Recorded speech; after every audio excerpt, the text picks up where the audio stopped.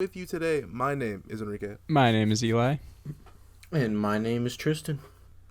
Dr. Stone, New World, first half season, mid-season finale, basically.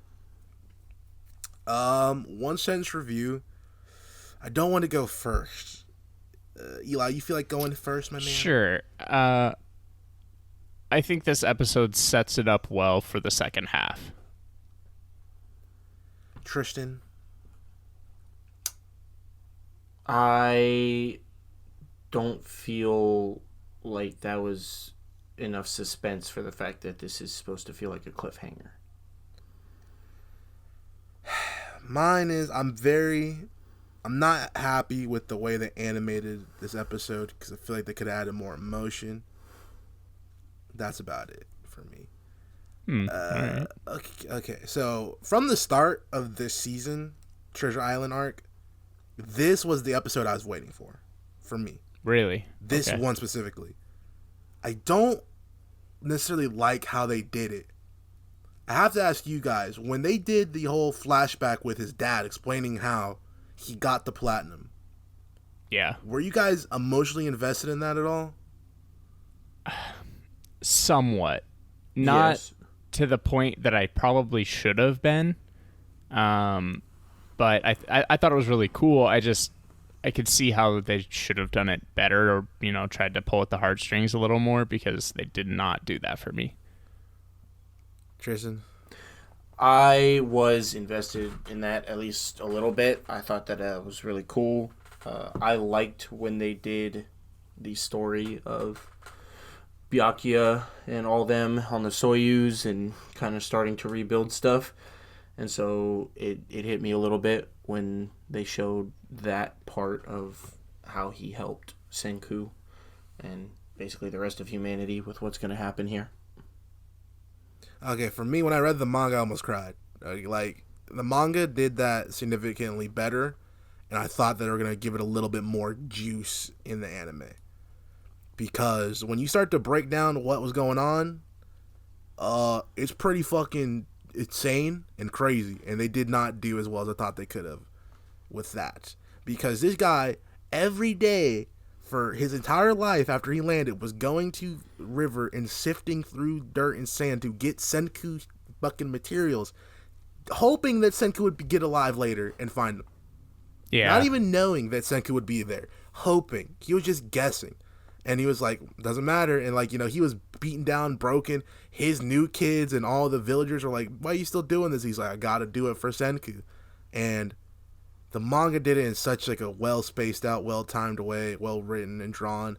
I felt like the anime just did exactly what the manga did, but for a television series versus a comic book, you have to emphasize and extend it. I don't feel like the music was super good for the moment or emotional. I thought the animation and the timing of it was very short. It only dedicated like 3 minutes to that scene. I was like, there's a lot more you could have did here, but I get it. They wanted to get to the big juice, which was the last part of the episode, which is like, hey, everyone's back.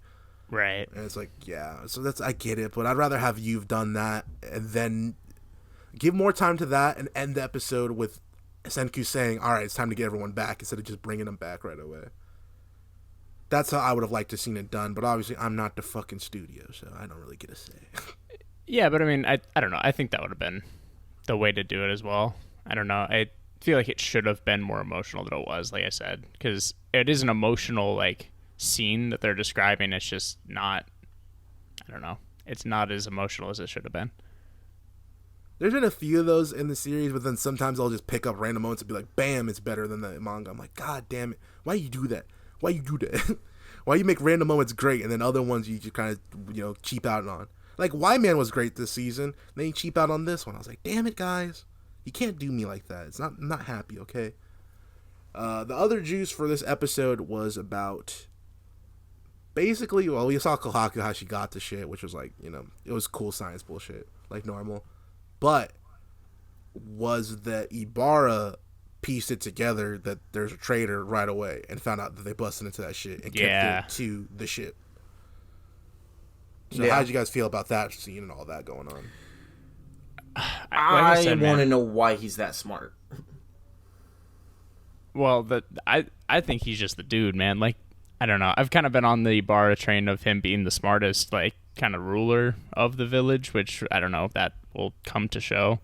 But I don't know. I think they also have to make us as viewers believe that, if that's actually the case. So just having him have moments like that, like where the barrel is moved just a little bit and he notices, or like he just jumps to those insane conclusions that there's a traitor or something.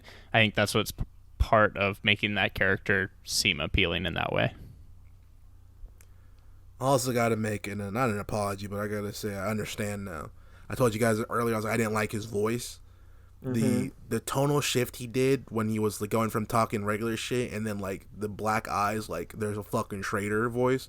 I was like, all right, that was pretty dope. Like that was cool as fuck.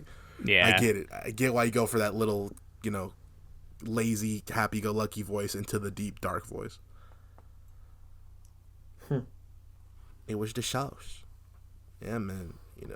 I'm surprised they didn't give us more juice because there's a lot of stuff that they've set up. But I guess they're waiting for the back half in October, which has been announced that that's when it's coming back. Decent chunk away, sadly. How do you guys feel about October?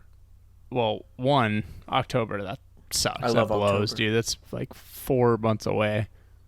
It could be a lot worse. So I'm that'll okay be with rough waiting to wait. for October. I'm not. That being said, I have a couple more takes on this episode.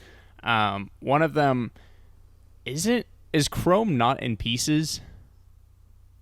He is.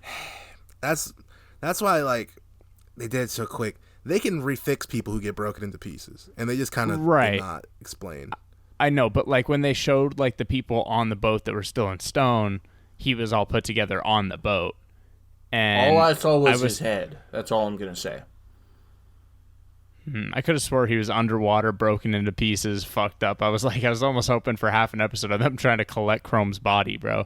Like, I don't know. That was one of my things. And then the second one being, I feel like, because, I don't know, maybe I'm the stupid one, but they did not revive anybody. Not yet, no. What do you Right. mean? So they didn't use the revival fluid on any of their friends yet. I guess it was just like a hopeful scene of them breaking out of the stone. Then, Right. That's how I took it, and that's okay. Because it could go one of two ways. One, it's either like, oh yeah, no, we got all our friends back, and they'll be here next episode, which I wouldn't like that. I would like kind of like a spy fucking mission of them going onto the boat and trying to sneak off their bodies and revive them. I think that'd be kind of sweet because obviously they still got the boat under wraps, like. That is true. I didn't think about that. I don't know. Take it literally. We'll see how it goes, but I take it literally. Maybe I shouldn't have. Damn. Like they just got revived. Yeah. Because I was thinking that, but at the same time, like they didn't show any of them actually up and alive. So I don't know. I just assume that they, have that boat under wraps and shit. So I'm assuming they're gonna have to sneak in and revive them still. Yeah, because why would you're making sense right now. Because why would Ibarra and them just leave the ship alone? Especially after they raided all the stuff and that's a pretty big thing to have.